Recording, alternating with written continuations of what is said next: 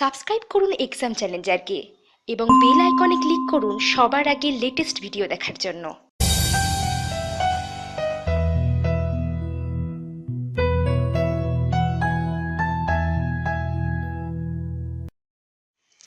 Paschimbanga postal সার্কেলে ৪,৯৮২ জন গ্রামীণ ডাক সেবক নেওয়া হবে, এটা আমরা সবাই মোটামুটি জানি। তো আজকে আলোচনার বিষয় হচ্ছে কি করলে এই পরীক্ষায় একেবারে 100% সাকসেস পাওয়া যাবে। তো চলুন বন্ধুরা দেখে নেওয়া যাক কি করতে হবে। তার আগে প্রথমে বলে রাখবো সিট সংখ্যা। জেনারেল ক্যাটাগরিতে সিট সংখ্যা ২৫৬১টি, ওবিসি ক্যাটাগরিতে সিট সংখ্যা ১২২৪টি, এছাড়া এসসি ক্যাটাগরিতে সিট সংখ্যা ৯৪৫টি, তাছাড়া যে এসটি ক্যাটাগরিতে আছে তাতে ২৫২টি।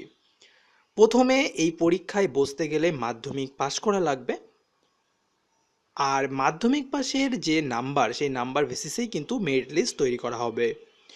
তার সঙ্গে লাগবে হচ্ছে আমাদের বেসিক কম্পিউটার জানতে হবে, অর্থাৎ বেসিক কম্পিউটারের একটা সার্টিফিকেট লাগবে, যেটা মোটামুটি ৬০ দিনের হবে।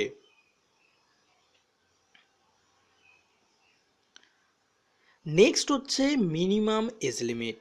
মিনিমাম এজ লিমিট হবে ১৮ বছর এবং ম্যাক্সিমাম এজ লিমিট সেটা হবে ৪০ বছর। আর একটা কথা বলে রাখি যে যারা ওবিসি এবং এসসি ক্যাটাগরিতে আছে, এসসি অথবা এসটি যারা আছে তাদের জন্য ৫ বছরের একটা ছাড় দেওয়া হবে, আর ওবিসি ক্যাটাগরির জন্য ৩ বছরের একটা ছাড় দেওয়া হবে। জেনারেল এবং ওবিসি প্রার্থীদের ১০০ টাকা দিয়ে ফর্ম ফিল আপ করতে হবে, আর এসসিদের পুরোপুরি ফ্রি। আরও ডিটেলস জানতে আমাদের যেতে হবে ওয়েবসাইট, যেটা www.indiapost.gov.in।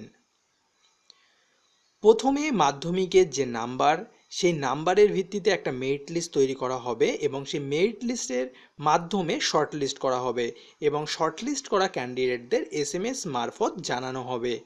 তারপরে হবে লিখিত এক্সাম, আর এই রিটেন এক্সামটা হবে মাধ্যমিকের নাম্বারের ভিত্তিতে যে শর্ট লিস্ট করা শুধু তাদেরই। এরপর হবে ইন্টারভিউ। যে পোস্ট অফিসের অধীনে আপনি চাকরি করতে চান সেই পোস্ট অফিসের এলাকার স্থায়ী বাসিন্দা কিন্তু আপনাকে হতে হবে। আর সবচেয়ে বড় কথা হলো মাধ্যমিকে নাম্বারের ভিত্তিতে শর্টলিস্ট তৈরি করা হবে। মাধ্যমিকে আপনার কত নম্বর আছে তার উপরে নির্ভর করবে আপনার শর্টলিস্টে নাম থাকবে কি থাকবে না। মোটামুটি মাধ্যমিকে যদি 60%-এর উপরে আপনার নাম্বার থাকে তাহলে ধরে নিতে পারেন যে আপনার নাম শর্টলিস্টে আসতে পারে।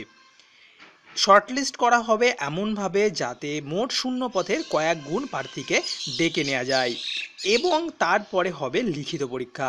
লিখিত পরীক্ষায় যদি আপনি পাস করেন তাহলে সর্বশেষে হবে ইন্টারভিউ। এইভাবেই কিন্তু নিয়োগ করা হবে পশ্চিমবঙ্গ পোস্টাল সার্কেলের গ্রামীণ ডাক সেবক যে পোস্টটা বেরিয়েছে সেই পোস্টে।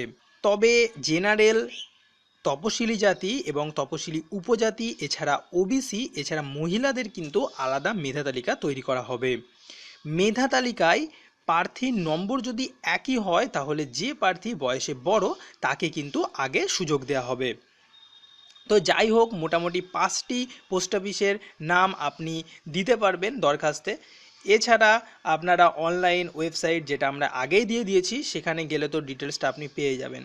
এরপরে হলো লিখিত পরীক্ষার কোশ্চেন প্যাটার্ন কেমন হবে এবং সেখানে কোশ্চেন কেমন আসবে, এছাড়া ইন্টারভিউতে কী ধরনের প্রশ্ন ধরা হবে। তো তার জন্য ফলো করুন এক্সাম চ্যালেঞ্জার, আর অবশ্যই যারা নতুন তারা সাবস্ক্রাইব করে নিন, কেননা আমরা কিন্তু এখানেই সব ডিটেলস আবার নিয়ে আসবো। আজকের মতন এখানেই শেষ করছি, সবাইকে ধন্যবাদ।